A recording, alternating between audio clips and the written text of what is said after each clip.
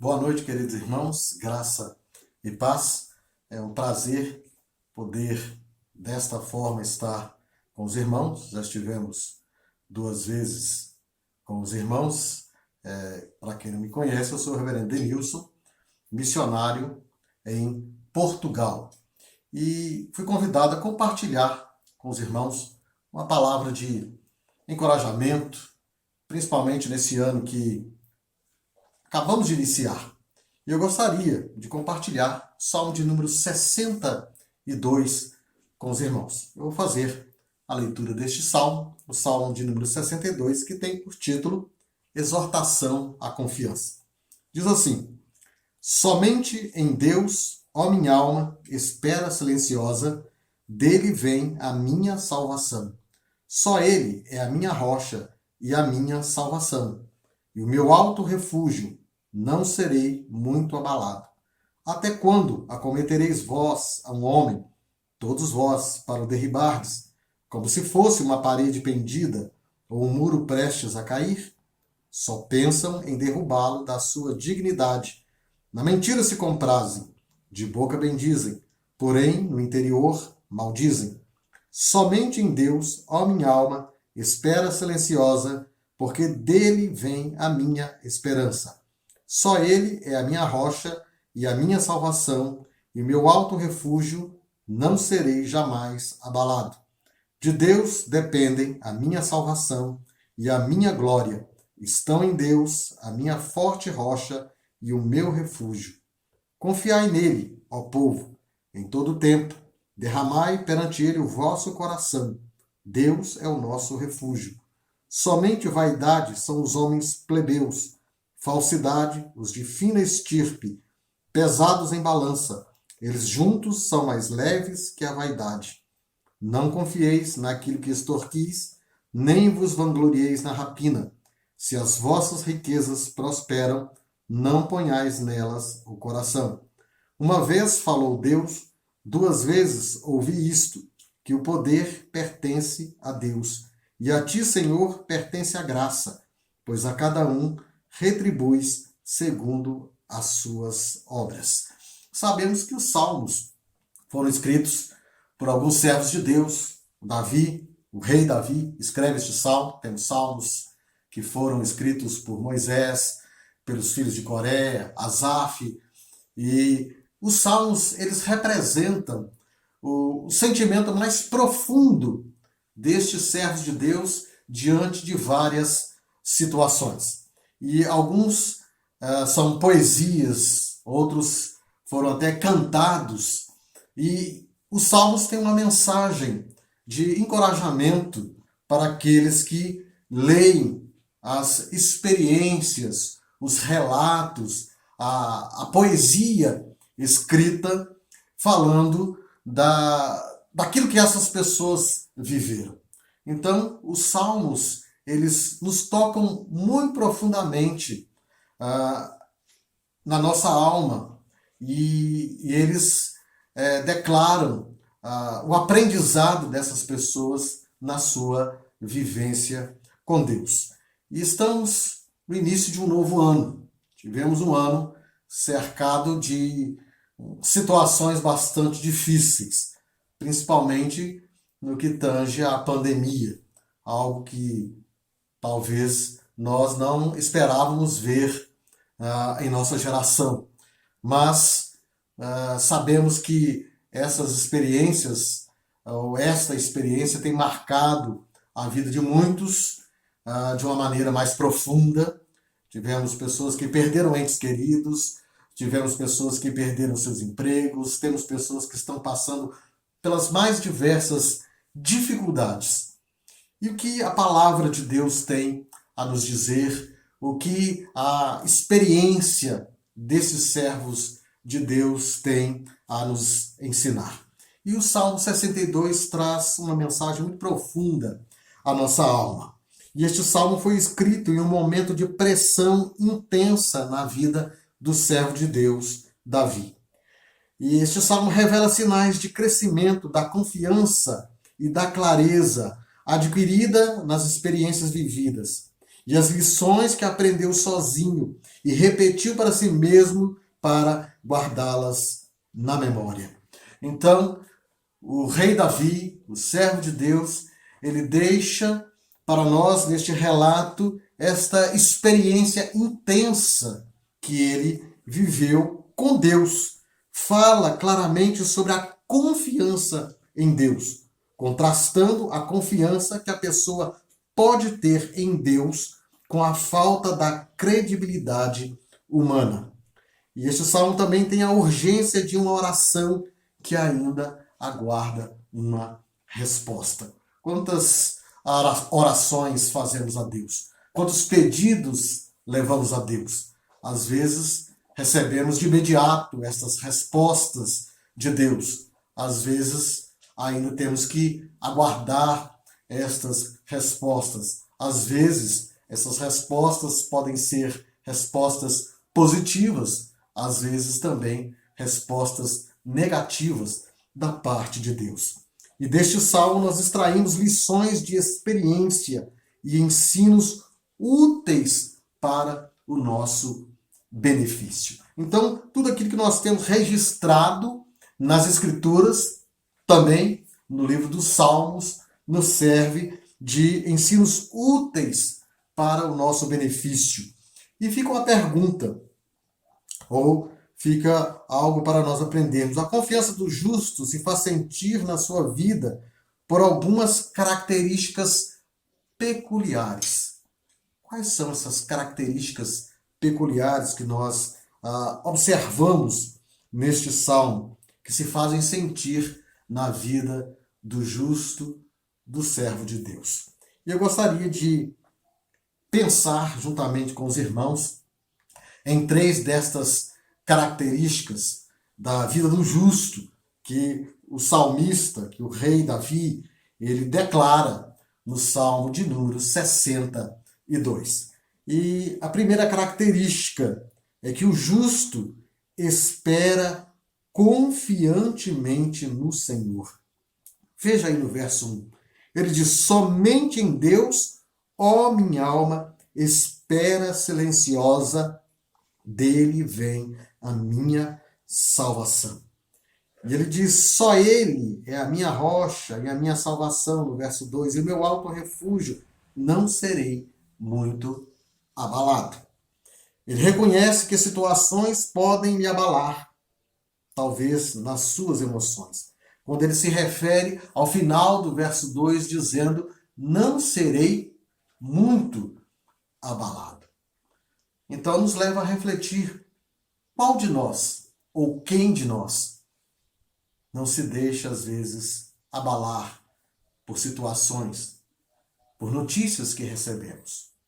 Muitas famílias, muitas pessoas foram abaladas com a perda de entes queridos neste ano, não só pelos efeitos do Covid-19, mas também por outras enfermidades e tantas situações que nós já falamos no começo. E talvez fomos abalados nas nossas emoções. E ele declara no verso 1: para com Deus minha alma é silêncio. Esta é a expressão quando ele diz: a minha alma espera silenciosa. Ele colocou a sua causa diante de Deus. Deus, somente Deus. Ele leva toda a sua necessidade para Deus e coloca diante de Deus a sua necessidade. As expressões usadas neste salmo, somente, e a expressão só, uma repetição constante que dá uma ideia de exclusividade. Ou seja, a sua confiança, a confiança de Davi está em Deus. Por isto, ele diz várias vezes: somente em Deus. Só ele é a minha rocha. Somente em Deus eu espero silenciosamente. A sua declaração de fé está no Senhor. Ele é alto refúgio, como ele diz no verso 2. E a minha salvação e o meu alto refúgio. Isto tanto pode designar um lugar inatingível, tanto quanto forte. Nos tempos passados, as fortalezas significavam proteção contra os ataques dos inimigos. Aqui em Portugal já pude visitar um castelo. É aquela edificação, geralmente aqui feita de pedras, muralhas altas, e no centro há uma torre.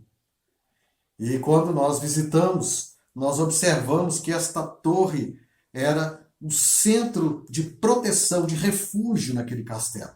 Dali eles observavam ao longe a vinda dos inimigos. Dali eles poderiam disparar flechas ou usar quaisquer outras armas disponíveis na época para se proteger. E Davi coloca Deus como este alto refúgio, este lugar de proteção, este lugar aonde ele encontra abrigo, este lugar aonde ele encontra realmente uma maneira de estar cercado do cuidado de Deus. Deus é o seu refúgio. O salmista reconhece a presença também dos seus inimigos que tentam fazê-lo cair. Veja aí no verso 4, ele diz, só pensam em derribá-lo da sua dignidade. Na mentira se comprazem, de boca bendizem, porém, no interior, maldizem. Ele entende também que ele está cercado de pessoas que intentam fazer o mal. Ele está cercado de situações que tentam fazê-lo cair. E no verso 5, ele repete as mesmas palavras do verso 1. Somente ele acrescenta uma nova palavra. Veja, no verso 5 ele diz, somente em Deus, ó minha alma, espera silenciosa, porque dele vem. Agora ele não coloca a minha salvação, ele coloca a minha esperança. Ele quer viver com esperança. Em lugar de salvação, ele coloca a palavra esperança, porque depois de reconhecer os atos dos seus inimigos, ele põe a sua esperança em Deus, que o pode livrar. Quais são as situações que podem tomar de assalto a nossa vida em 2021? Ainda não sabemos. Quais as situações que podem, de repente, nos colocar em meio a uma dificuldade? Quais são? Nós temos que viver com esperança. Nós temos que viver com a esperança de que Deus será também neste ano que se inicia o nosso alto refúgio, a nossa segurança. Além de salvação, também temos que viver com esperança. Porque depois de reconhecer os atos dos seus inimigos, ele põe esta esperança em Deus. A nossa vida cristã, conforme nos diz o apóstolo Paulo, está cercada por uma batalha espiritual, mas o Senhor equipa o seu povo para resistir. Quando nós pensamos no apóstolo Paulo orientando aos Efésios sobre esta batalha que cerca a vida do servo de Deus. Lá no capítulo 6, no verso 10 de Efésios, ele diz, quanto ao mais, sede fortalecidos no Senhor e na força do seu poder, revestivos de toda a armadura de Deus, para poderdes ficar firmes contra as ciladas do diabo. Porque a nossa luta não é contra o sangue e a carne, e sim contra os principados e potestades, contra os dominadores deste mundo tenebroso, contra as forças espirituais do mal nas regiões celestes. Mais uma vez, o apóstolo diz, sede fortalecidos no Senhor.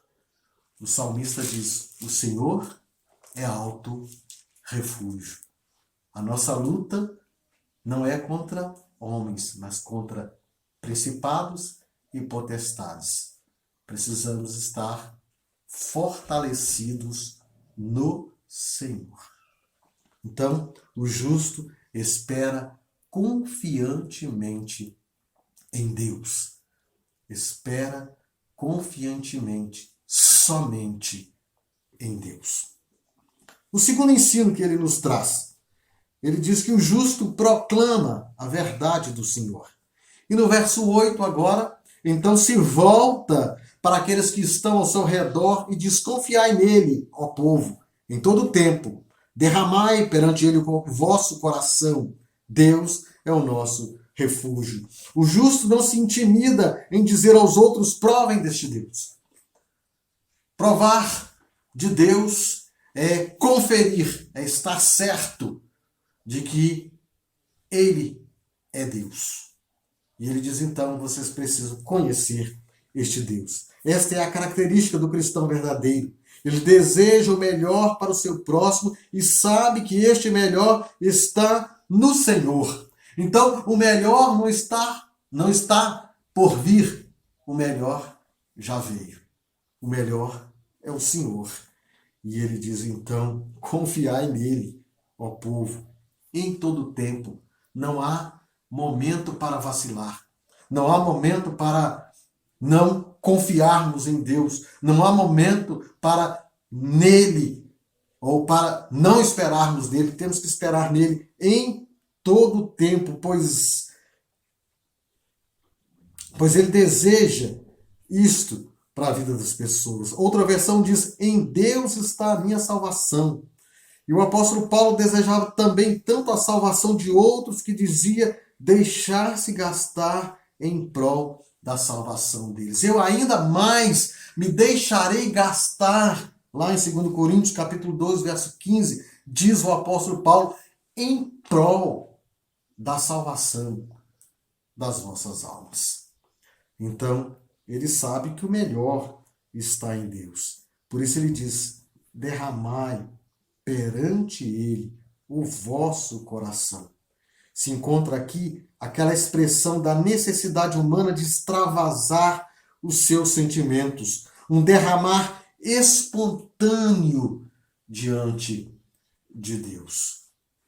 Meu querido irmão, minha querida irmã, nós precisamos muitas vezes abrir o nosso coração diante do Senhor, derramar, colocar diante dele as nossas dúvidas, os nossos anseios, as nossas dificuldades.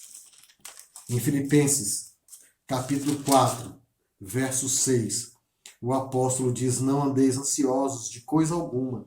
Em tudo, porém, sejam conhecidas diante de Deus as vossas petições, pela oração e pela súplica com ações de graças. E a paz de Deus, que excede todo entendimento, guardará o vosso coração e a vossa mente em Cristo Jesus. Deus conhece todas as coisas, mas o apóstolo diz, sejam conhecidas diante de Deus as vossas petições, pela oração e pela súplica. É quando nós abrimos o coração, é quando nós derramamos diante de Deus, é quando nós colocamos diante dele toda a nossa dificuldade, tudo aquilo que nós precisamos. Nada devemos esperar da parte do homem, como também nada devemos temer. São pura vaidade, conforme em Eclesiastes 2,17. Sim, tudo é vaidade e o correr atrás do vento. Por isso, o contraste com a figura da balança, asseverando a glória vazia deste mundo.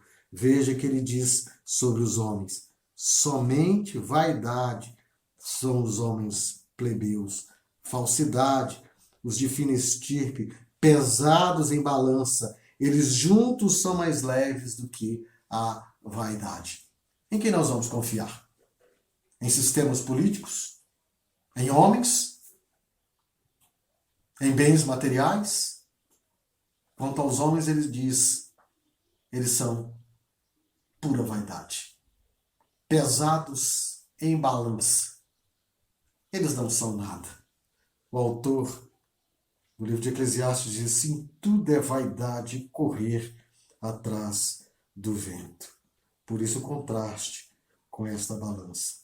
Também o apóstolo João, na sua primeira carta, no capítulo 2, verso 17, ele diz: o mundo passa, somente aquele que faz a vontade de Deus permanecerá eternamente. Aquele que faz a vontade do Senhor permanecerá. E outra maneira de interpretarmos este entendimento do apóstolo João, na sua primeira carta, no capítulo 2, verso 17, quando ele diz: o mundo passa, o mundo está passando. As coisas vão acontecendo. Nós vamos envelhecendo. A vida vai passando. Mas somente aquele que faz a vontade de Deus permanecerá. Não ponham, portanto, a sua confiança nas coisas passageiras. Glória, fama, dinheiro, sucesso, todas essas coisas passarão. E o momento que vivemos, no ano de 2020, foi um momento que observamos tudo isso. Homens poderosos sucumbiram diante de um vírus minúsculo. Tudo passa. Tudo passa. Somente aquele que faz a vontade de Deus permanece eternamente. Por isto, proclame esta verdade do Senhor. Proclame a pleno e bom som esta verdade do Senhor. E, em terceiro, o terceiro ensino que eu gostaria de compartilhar com os irmãos, que ele, o justo, conhece o seu Deus. E aí no verso 11, ele vai dizer: uma vez falou Deus, duas vezes ouvi isto, que o poder pertence a Deus. E a ti, Senhor, pertence a graça, pois a cada um retribuis segundo as suas obras. Ele sabe que outros colocam sua confiança em coisas vãs. Ele diz: não confieis naquilo que extorquis, nem vos vanglorieis na rapina, se as vossas riquezas prosperam. Não ponham nelas o vosso coração. Ele conhece aquilo que realmente importa, que é Deus.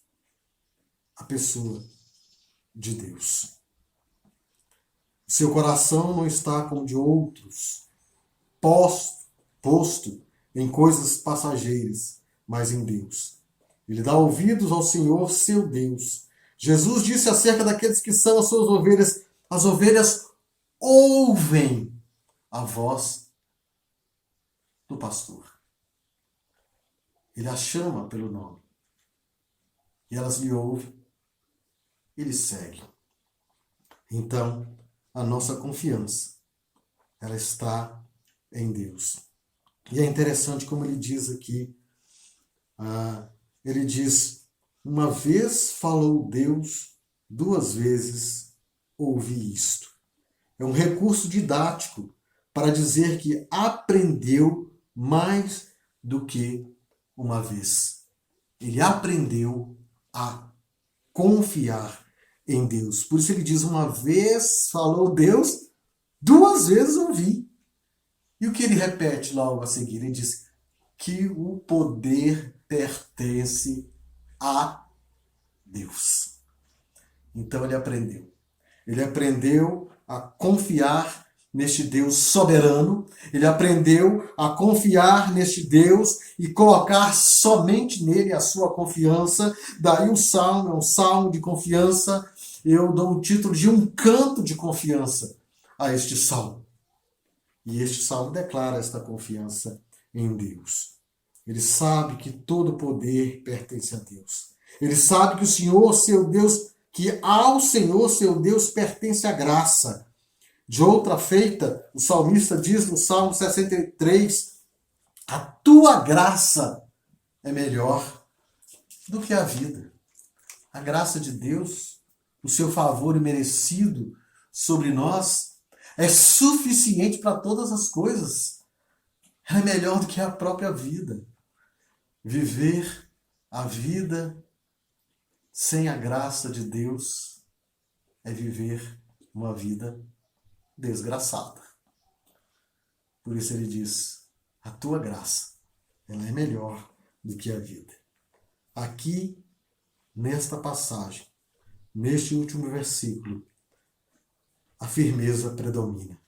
A certeza do justo agir de Deus, mas muito mais ainda, a sua confiança naquele que é digno de toda confiança.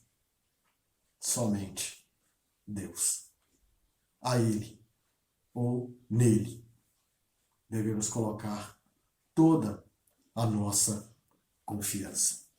E eu gostaria de concluir dizendo que a confiança é a certeza de que Deus está sensível às nossas necessidades. Às vezes olhamos ao redor, o cenário é caótico, as dificuldades são imensas, às vezes pensamos que Deus se esqueceu de nós, às vezes passam tantas coisas, mas este salmo é um salmo que nos leva de retorno ou de volta à confiança em Deus. Ele está sensível às nossas necessidades. Neste mundo onde predomina a vaidade, no entanto, disse que ela é nada. A vaidade é nada. E quanto aos perversos, eles serão julgados.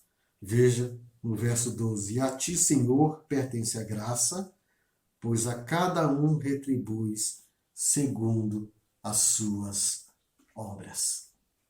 Se eles pesados em balança, são mais leves do que a vaidade, certamente não ficarão impunes os homens plebeus, desonestos, injustos, pecadores. Somente em Deus a minha alma espera. Tua alma espera em Deus, meu querido irmão. Espere em Deus. Confie em Deus neste ano. Portanto, nós podemos destacar estes 3 ensinos sobre a vida do justo em 3 palavras. Confia, proclame e conheça o seu Deus. Confia, proclame e conheça o seu Deus.